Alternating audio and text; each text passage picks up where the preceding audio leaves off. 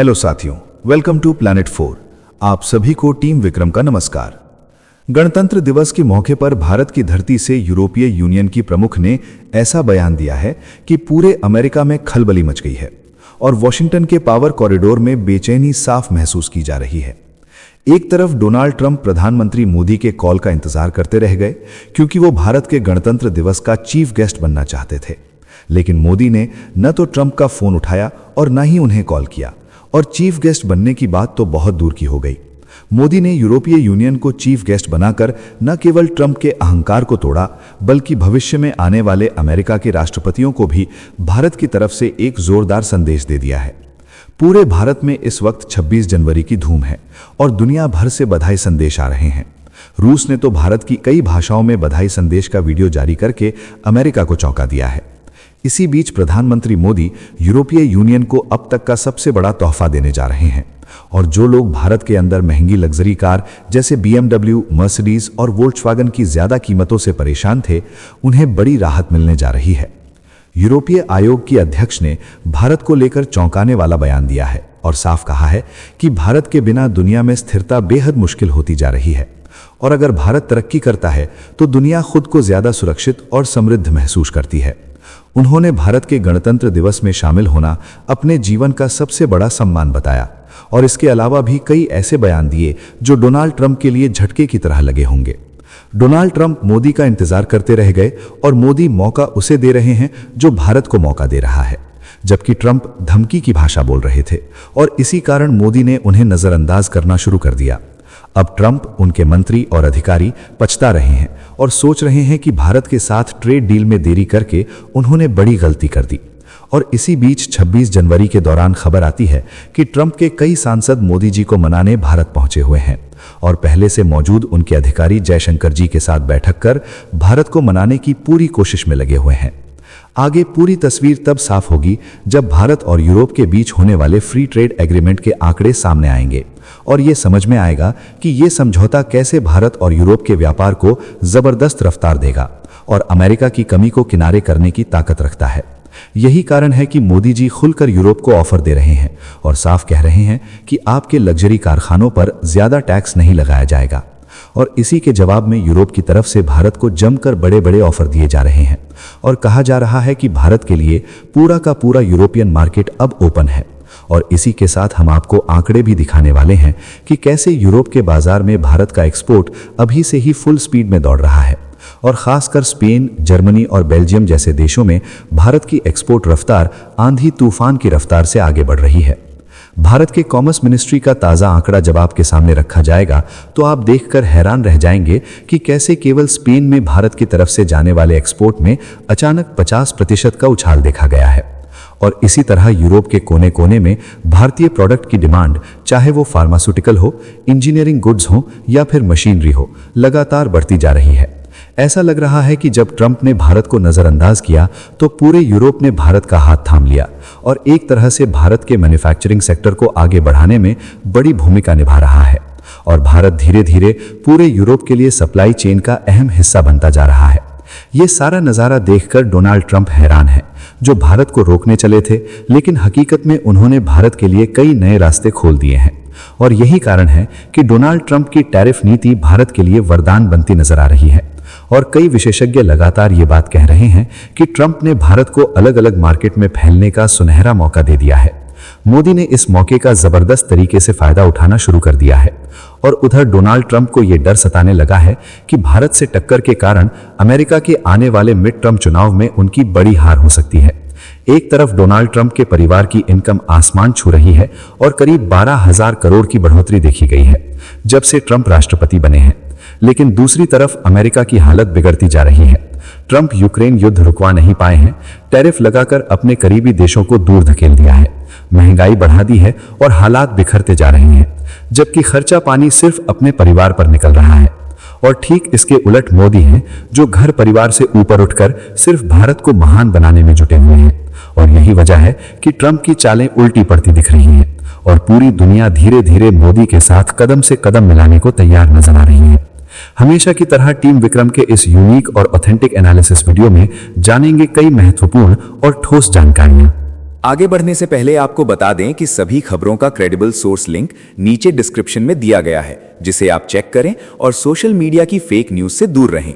तो चलिए इन सभी खबरों को जानते हैं बेहद विस्तार से, आसान भाषा में। सबसे पहले जानते हैं कि यूरोपियन कमीशन की अध्यक्ष ने भारत को लेकर धमाकेदार बयान देकर ट्रंप को कैसे जला दिया।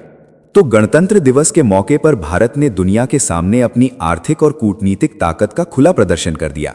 यूरोपियन यूनियन की सबसे ताकतवर आवाज और यूरोपियन कमीशन की अध्यक्ष उर्सुला वॉन डेर लेयन ने गणतंत्र दिवस के मंच से दुनिया को सीधा संदेश दिया कि जब भारत सफल होता है तो पूरी दुनिया स्थिर होती है। नई दिल्ली के कर्तव्य पथ पर मौजूद हर आंख और हर कैमरा उस पल का गवाह बना जब यूरोप ने भारत को सिर्फ साझेदार नहीं बल्कि ग्लोबल स्टेबिलिटी का स्तंभ बताया।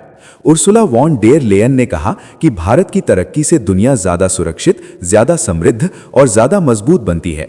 उन्होंने गणतंत्र दिवस में मुख्य अतिथि बनना अपने जीवन का सबसे बड़ा सम्मान बताया। उन्होंने साफ कहा कि भारत और यूरोप ने रणनीतिक साझेदारी, संवाद और खुलेपन का रास्ता चुना है। ये बयान बदलती वैश्विक राजनीति में भारत की केंद्रीय भूमिका का ऐलान था। जब दुनिया व्यापारिक खेमों में बंट रही है, तब भारत और यूरोप मिलकर एक भरोसेमंद रास्ता दिखा रहे हैं। यही संदेश अमेरिका के राष्ट्रपति डोनाल्ड ट्रंप समेत हर बड़े वैश्विक पावर सेंटर तक पहुंचा। गणतंत्र दिवस समारोह में यूरोपीय आयोग की अध्यक्ष और यूरोपीय परिषद के अध्यक्ष एंटोनियो कोस्टा का मुख्य अतिथि के रूप में शामिल होना अपने आप में बड़ा संकेत है।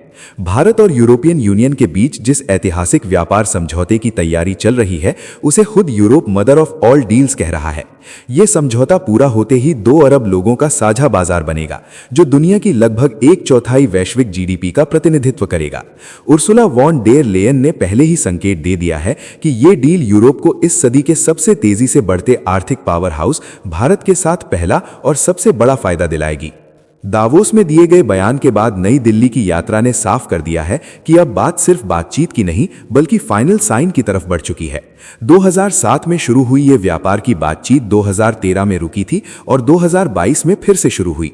अब भारत ने यूरोप से आने वाली कारों पर टैरिफ कम करने का फैसला लिया है।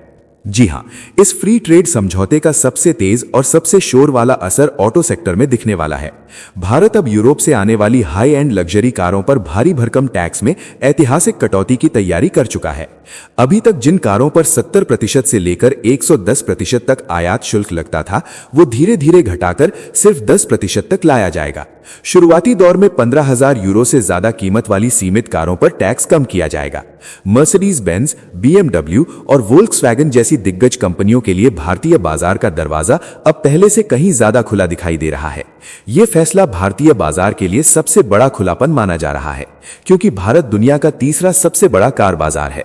यहां सालाना करीब 44 लाख कारें बिकती हैं, जिनमें यूरोपीय कंपनियों की हिस्सेदारी 4% से भी कम है।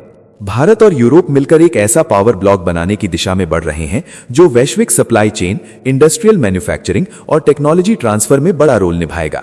भारतीय बाजार में यूरोपीय निवेश बढ़ेगा और भारतीय कंपनियों को यूरोप में आसान पहुंच मिलेगी। विदेश मंत्री एस जयशंकर ने इसे भारत यूरोप रिश्तों में नया अध्याय बताया। दोनों पक्षों ने नियम आधारित अंतर्राष्ट्रीय व्यवस्था की रक्षा की साझा जिम्मेदारी पर जोर दिया। ये साझेदारी रणनीति, सुरक्षा और वैश्विक स्थिरता से भी जुड़ी है। वित्तीय वर्ष 2024-25 में भारत और यूरोपियन यूनियन के बीच लगभग 136 अरब अमेरिकी डॉलर का व्यापार हुआ। इसमें भारत का निर्यात लगभग 76 अरब डॉलर रहा और आयात लगभग 60 अरब डॉलर रहा। ये आंकड़े बताते हैं कि भारत यूरोप का सबसे अहम व्यापारिक साझेदार बन चुका है। गणतंत्र दिवस के मंच से दिया गया ये संदेश साफ है कि भारत अब दुनिया के साथ बराबरी के आधार पर डील करता है। साथियों, आगे बढ़ने से पहले आप सभी को बता दूं कि दुनिया भर की 100 से ज्यादा खबरें रोज शाम 9 बजे जी चिल्स चैनल पर एक साथ मिलती हैं। डिस्क्रिप्शन में लिंक मौजूद है। अब समझते हैं कि भारत ने यूरोपियन यूनियन के साथ अपने रिपब्लिक डे पर अमेरिका को कैसे मैसेज दिया। तो कर्तव्य पथ पर फाइटर जेट्स की गर्जना और मार्चिंग दस्तों की थाप के बीच इस बार एक और गूंज सुनाई दी। ये गूंज सिर्फ परेड की नहीं थी, ये गूंज ग्लोबल डिप्लोमेसी के नक्शे पर भारत के बदले हुए स्टांस की थी। 77वें गणतंत्र दिवस पर यूरोपियन कमीशन की अध्यक्ष उर्सुला वॉन डेर लेयन और यूरोपियन काउंसिल के अध्यक्ष एंटोनियो कोस्टा की मौजूदगी एक सोच समझकर रचा गया डिप्लोमेटिक मैसेज था।